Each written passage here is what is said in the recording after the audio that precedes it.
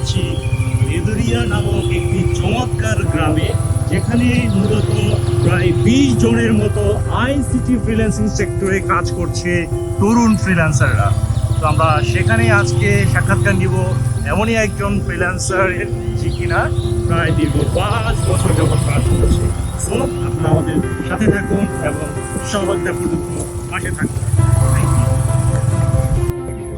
আমরা এখন চমৎকার একটি গ্রামে আছি, গ্রামের নাম হচ্ছে বেদুরিয়া। তো এই বেদুরিয়াতে একদম বলা যায় হচ্ছে বনের ভেতরে অবস্থিত এই গ্রামটি। এই গ্রামেই আমরা মূলত এসেছি আমাদের রিচার্ড দাদার কাছে। রিচার্ড দাদা মূলত হচ্ছে অনেক বছর যাবৎ আইসিটি ফ্রিল্যান্সিং এর সাথে যুক্ত আছে, সেই সাথে পাশাপাশি গ্রামে অনেক বিজনেস করছে। তো কেমন চলছে দাদা? সবকিছু ভালোই চলছে। আচ্ছা, আমরা একটু আগে মাত্র দেখে আসলাম গ্রামীণ টাওয়ার বসানো শুরু হয়েছে। তো এটার কতটুকু যাত্রা এখন? এটা 70 ভাগই কাজ শেষ, এখন শুধু সংযোগের অপেক্ষা। তো এখন ফ্রিল্যান্সারদের সুবাদে যেহেতু টাওয়ারগুলো আসছে, এখন গ্রামীণ ফোনে যে এই উদ্যোগটা, এটাকে কিভাবে দেখেন? অবশ্যই ফ্রিল্যান্সারদের জন্য না, শুধু আমাদের এলাকাবাসীর জন্য নেটওয়ার্কটা সবসময় ছিল, প্রয়োজন ছিল। আমি মনে করি যেটা পজিটিভ। আচ্ছা, এখন অনেকেই বলে যে গ্রামে থাকলে ঘরের ভেতর প্রবেশ করলে যেন অন্য রাজ্যে আমরা চলে যাই। তো এখন এইটা থেকে আমরা কি এখন আমরা যে রাজ্যে আছি সেখানে থাকবো, নাকি আবারও একই সমস্যা থাকবে? আশা করি সমস্যাটা কাটিয়ে উঠবো আমরা এখন ঘরের ভিতরে বসে 4G বা ভিডিও কলে কথা বলতে পারবো। আচ্ছা, এই যে বনের ভেতরে ফ্রিল্যান্সিং নিয়ে কাজ বিষয়ে একটু সহযোগিতা করেন। কাজ কি চলছে নাকি আপাতত স্থগিত আছে? না, কাজ চলছে। যেদিন থেকে কাজ শেখা শুরু, এই সেক্টরে আসা এখন পর্যন্ত কন্টিনিউ আছে, কাজ করছি। তো আপনাকে দেখে কি এই এলাকার তরুণরা অনুপ্রাণিত হয় ফ্রিল্যান্সিং বা আইসিটি ফ্রিল্যান্সিং সেক্টরে আসার জন্য? হ্যাঁ, অবশ্যই অনুপ্রাণিত হয় এবং এখনও আছে। শুধুমাত্র প্রতিবন্ধকতা ছিল আর কি নেট।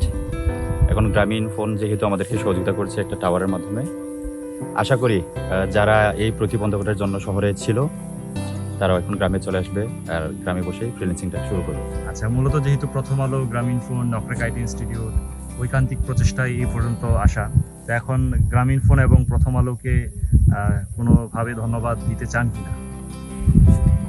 প্রথমে ধন্যবাদ জানাতে চাই প্রথম আলোর সাংবাদিক সাহিদুল ইসলাম ভাইকে।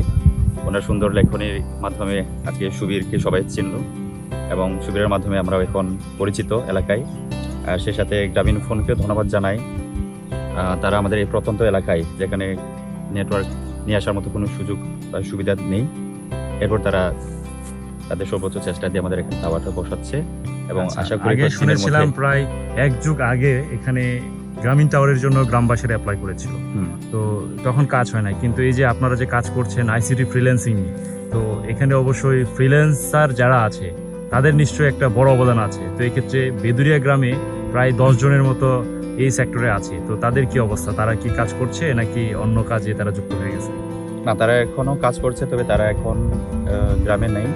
তারা সবাই শহরে, যেহেতু নেট নাই এখন পর্যন্ত, তারা ইয়েতে আছে শহরে। তবে আমার আশা যে তারা চলে আসবে, এখানে যদি গ্রামীণ টাওয়ার হয়ে যাচ্ছে, সংযোগ হবে। আর 10 জন না, 10 জনের অধিক এখানে ফ্রিল্যান্সার আছে আমাদের এলাকায়। আচ্ছা, শুধুমাত্র বেদুরিয়া গ্রামে আমরা শুনলাম রিচার্ডদার কাছে যে এখানে 10 জনের অধিক, তার মানে অলমোস্ট 20 জনের কাছাকাছি হবে শুধুমাত্র একটি গ্রামেই। তো এরকম আরও অনেক গ্রাম আছে যে গ্রামগুলোতে আইসিটি ফ্রিল্যান্সিং নিয়ে কাজ করছে, এরকম অনেক তরুণ আছে। সো যারা কিনা আইসিটি ফ্রিল্যান্সিং সেক্টরে আসতে চায় তাদের জন্য কোনো পরামর্শ? আপনি যেহেতু এখন প্রায় 5 বছর যাবত এই সেক্টরে যুক্ত আছেন। পরামর্শ বলতে চাকরির পিছনে না ঘুরে যদি নিজের স্কিল ডেভেলপ করে যদি এই সেক্টরে আসা যায়, তাহলে আমি বলবো যে চাকরি থেকে এটাই বেটার হবে, ফ্রিল্যান্সিং সেক্টরটা। তো বনে বসে কিংবা বনের ভেতরে গ্রাম, আবার গ্রাম ছাড়িয়ে আরেকটা গ্রামে যেতে আবার অনেক বন পাড়ি দিয়ে আসতে হয়। তো এই যে বনের ভেতরে আমরা যে কাজ করছি বা আপনি যে কাজ করছেন, তো বনের ভেতরে আপনি যে ইউরোপ আমেরিকার ক্লায়েন্টের কাজ করছেন, তো এটার অনুভূতি কেমন? এটা কিভাবে ব্যক্ত করবেন? অনুভূতি, আমার প্রথমে ইচ্ছা ছিল যে আমিও যখন কাজ করব, সে আমার চাকরি হোক বা ফ্রিল্যান্সিং হোক, যে সেক্টরেই হোক, আমার ইচ্ছা ছিল হচ্ছে আমিও এটিএম বুথ থেকে টাকা তুলব। এখন যেহেতু ইউরোপ আমেরিকার কাজ করি, সেহেতু সরাসরি তো ডলারটা নিতে পারি না, টাকার মাধ্যমে কনভার্ট করে টাকাটা নিতে হয়, ডলারটা। এখন মধুপুরে গিয়ে আমি এটিএম বুথ থেকে টাকা তুলতে পারি, এ থেকে আমার আনন্দ আর কি বলবো, আচ্ছা, অনুভূতি ভাষায় প্রকাশ করা যাচ্ছে না। সো আমরা আশা করি আমাদের এই বেদুরিয়া যে চমৎকার একটি গ্রাম, এই গ্রাম থেকে আরও অনেক আইসিটি উদ্যোক্তা বের হবে, আইসিটি ফ্রিল্যান্সার বের হবে এবং এই গ্রামটা আরও সমৃদ্ধময় হবে। আমরা আশা করছি খুব শীঘ্রই গ্রামীণ টাওয়ারের কাজটা সম্পন্ন হয়ে যাবে এবং সবাই 4G ইন্টারনেট আওতায় চলে আসবে। অবশ্যই। তো আপনাদের সবার জন্য শুভকামনা। Thank you very much. Thank you.